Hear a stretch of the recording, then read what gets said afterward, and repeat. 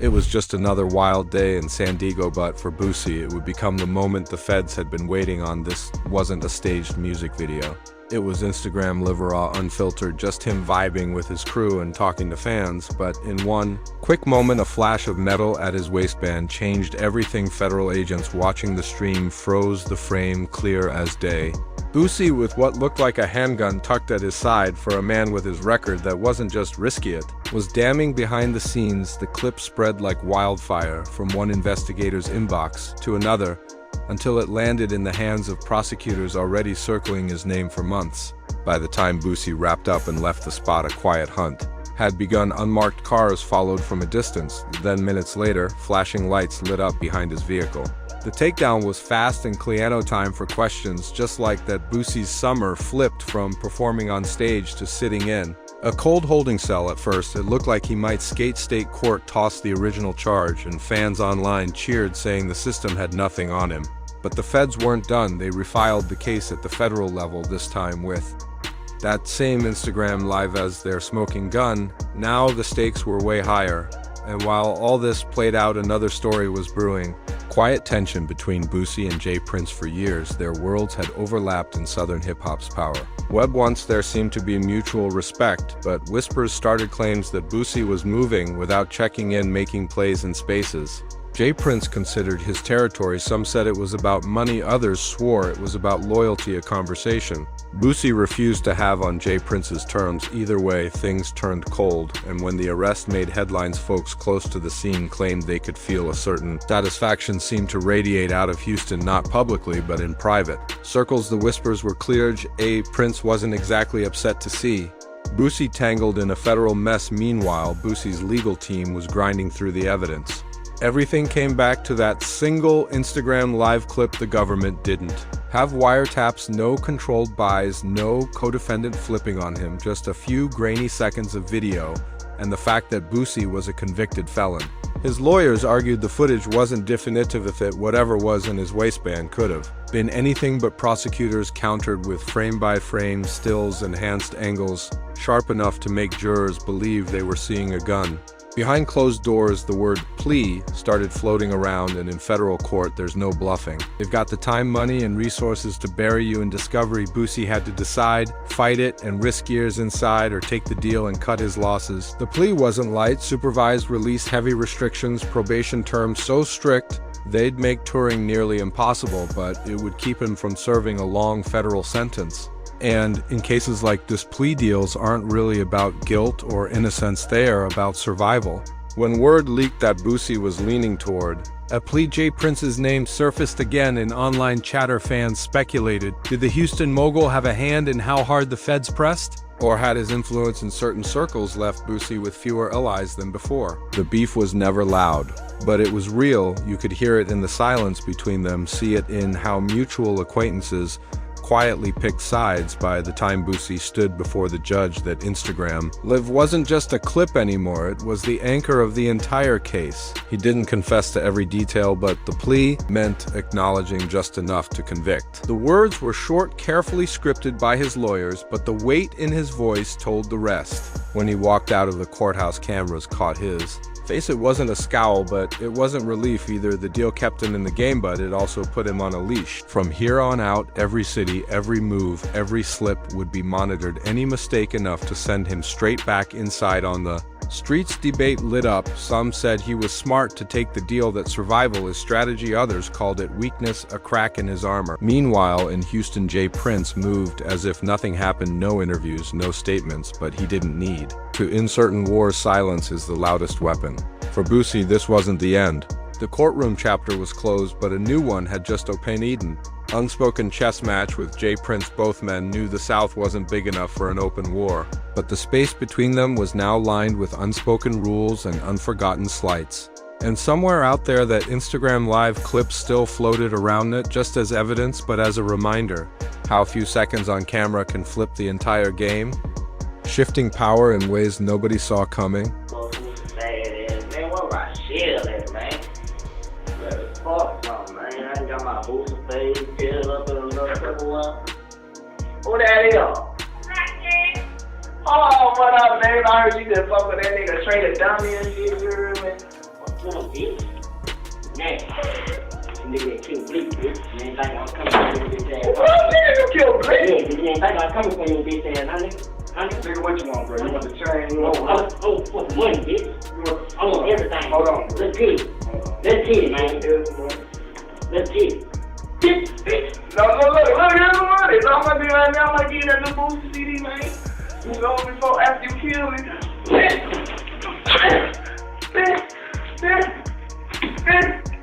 Oh, let me get the new motherfucker.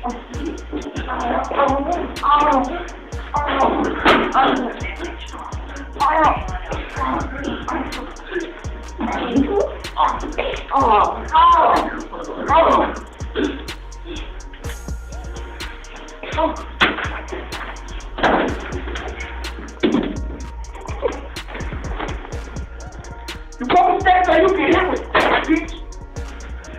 Big dick on that Boosie bad ass, ho. Man. It's messing for Slim, man. Mess for Slim. Yeah, Bitch, you work for Loco? no, it's messing. You work for Loco? You ain't crazy, man. Bitch, you saying, man. Thank you, man. You told me from snitching and die, man. It's a dirty, dirty world that we live in. Who the fuck that is coming? Right here, nigga. Huh? You can't make it. Somebody slashed out your tires? Flash on, bitch! Tires, shit!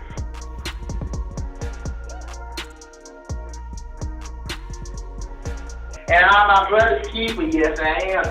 When word first spread through Baton Rouge that Bowie's alleged hitman had been convicted for the murder of Bleak, a man who was once considered family, the streets lit up with rumors. Some people said it was inevitable, others claimed there was more to the story, but no one expected what happened inside that courtroom the day the sentence came down. A lot of people. He had a tattoo on his chest that says, Boosie, who next? He's a real gangster. Is he really? Like, he's a real gangster. Wow. And that's the thing that people don't realize about Boosie. Like, Boosie got like 30 to 40 around him all the time. And if you touch Boosie, something's gonna happen to you. Something's gonna happen to you. When word first spread through Baton Rouge that Bowie's alleged hitman had been convicted for killing Bleak, a man once seen as Familith, streets lit up with rumors. Some said the outcome was inevitable, others whispered there was more to the story. But no one was ready for what happened inside the courtroom the day the sentence came down. As your friend, if you do something in the streets, he'll let the streets kill you to maintain the street rule. That's why a lot of his friends is dead and the dark cloud sits over his head. See, when you so down with the streets, homie, you'll have one of your partners killed, like Boosie was doing, upholding them street rules. Any man that constantly hides his eyes is not to be trusted. That's the window to the soul. Man, you look a person in his eyes, man, when you hiding your eyes, you hiding something. And Boosie hide his eyes a lot. He will not let you look into his eyes. He done crossed a lot of friends upholding. For months, prosecutors built their case like a puzzle piece by piece. They argued this wasn't some random street shooting, it was a calculated execution meant to send a message. They laid out the evidence, phone calls made just hours before the hit cell tower pings placing the suspect near the scene, and a ballistics match tying the weapon to other unsolved shootings. Accused of another team that set off a series of retaliation shootings in Old South Baton Rouge. That shooting started a rash of shootings that occurred in that particular area. Inside the courtroom, the victim's mother sat in the front. Row day after day, her eyes locked on the man accused of killing her son. She never looked away, not once. I don't give a about you waking up saying nothing. You won't answer the phone line, I'll tell you on it. I'll tell you. I'll tell you to your face. You don't scare me. You don't scare me. I push you out there. She clutched a folded photo of Bleck, the edges worn from being held so many times. The defense fought hard, telling a different story. They painted the hitman as a product of his environment, raised in poverty, surrounded by violence, and forced to make impossible choices to survive. They argued that there wasn't enough hard evidence to prove he pulled the trigger. As for the Boosie incident, the so-called beef with me and Lil Boosie, I ain't got no beef with Boosie because I talked to him. I talked to him maybe 5 months ago at the airport. I flew in from Mexico. I got a call that he was getting off the airplane. He was on his way to Baton Rouge because I knew somebody on the plane. I said, damn, this is the perfect time about to go catch him while he by himself. Right. Where I ain't no entourage, it's just me and you, you know. Now, he wasn't acting like no nothing. You know, he stood up like a man. He talked to me. He told me that he ain't never crossed me. He ain't had nothing against me. He told me to look up to me in the streets. And I told him, well, my feelings were hurt because nigga told me to yank my sign down, which was petty, but it was big to me because I feel like we know each other and I just talked to you. And for you to do that is like you shitting on my dreams, bro. You know? So, told me didn't do it. I told him, well, shit, ain't no beef. You know, just like I say, when I say things about people on songs, people gonna blow it up and they think it's gonna be, you know, but just don't know I'm entertaining my listeners. And I talk about anybody, you know. I could be with my boy, when he make me mad, I might jot a little line about his ass. You might see it later on. So make a long story short, people done caught on to it. Ain't nobody really tripping. No, it ain't nothing personal. You know, like I say, I told him, I said, man, I'd be less than a man to do you something behind some he said and she said when I can just come approach you. Because we know each other. You know, I know you and you know me. He even admits it was all a marketing campaign. I had did it because I had wanted to. I always think about marketing. You know what I'm saying? I thought it'd be an easier way to catch people's ear, and it worked. It did. You know what I'm saying? I did it. I took Boosie's album cover, took him off, put me on it, and I did it. But once you listen to the album, I had no disc. It wasn't a disc record. It just was something.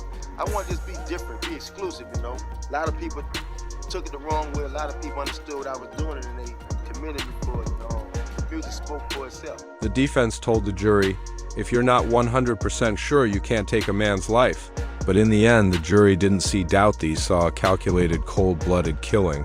When the verdict came back guilty on capital murder, the entire room seemed to sink under the weight of it. The trial wasn't over yet. Next came sentencing, and prosecutors made it clear they were pushing for death. Again, the Sheriff's Department says local rapper Torrance Hatch, better known as Lil Boosie, was arrested today on aggravated second-degree battery charges from a fight they say happened at his house on April the 12th. Sheriff's officials say when Boosie and a few others showed up at the house, there was some sort of a confrontation about the man stealing one of Boosie's necklaces. We're told that's when a fight broke out. Fist and possibly even a vase were used in the fight. One man was taken to the hospital with non-threatening injuries. Courthouse in Baton Rouge where the jury has returned a not guilty verdict in the murder trial of Torrance Hatch, Lil Boosie. A jury of 9 women and 3 men took about an hour to come to this decision, not guilty for Boosie. He is already serving time right now in Angola on drug charges, an 8-year sentence there. But you're looking at pictures outside District Court in downtown Baton Rouge. There was a huge crowd inside, outside the courtroom. On sentencing day, the courtroom was packed with reporters, family members and locals who had followed every twist of the case. The judge read the decision slowly, each word landing like a hammer. I hereby sentence you. Death. At first, the defendant sat stone-faced through the entire trial. He hadn't flinched once, but then something no one expected happened. He turned his head, looked directly at the victim's mother, and spoke in a low voice that carried across the silent room. I'm sorry. I know I can't bring him back. I was wrong. The mother didn't respond. She just stared back, her face carved between grief and defiance. Some in the gallery shifted uncomfortably, others wiped tears. Even the court reporter paused, hands frozen. Above the machine for just a second, deputies cuffed the defendant and began leading him away. As he walked toward the side door, he looked back once more at the family he had broken. Maybe searching for forgiveness, maybe just taking one last look. The damage he caused outside, chaos exploded. Cameras flashed, reporters shouted questions, microphones swarmed the attorneys. The prosecutor called it justice served. The defense admitted this was one of the hardest cases of his career, saying, "My client wanted to speak from the heart. He knows it won't change the outcome." The victim's family slipped out quietly, avoiding the press they didn't need. Words, their faces told the story in Baton Rouge. The case became more than a trial. It became a symbol of how deep the code of the streets runs and how quickly loyalty can turn into betrayal. Some argued the apology was real, others said it was just a last-ditch play for sympathy.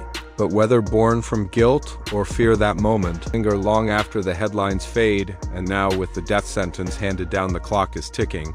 Appeals may come, lawyers will fight. But for the hitman who once moved in the shadows, the path ahead is set it ends exactly where the state says it will, because in this story there are no happy endings, only lost regret and the cold finality of death row.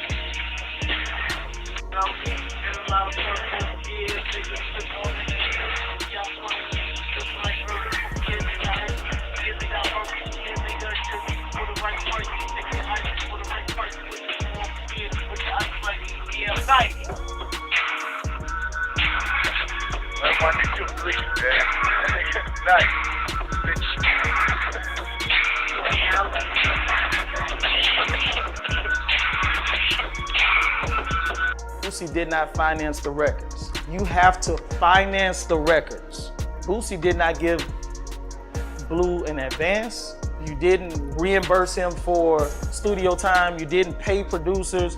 You didn't pay for no studio time. You didn't fly him out. The only thing that Boosie has said that he did for Blue is holler at Vlad to get him on Vlad. Let him wear a chain. Say, Chief, y'all need to ask these questions. Why you and Blue couldn't call Boosie and tell him about the deal? Why did it have to be behind his back?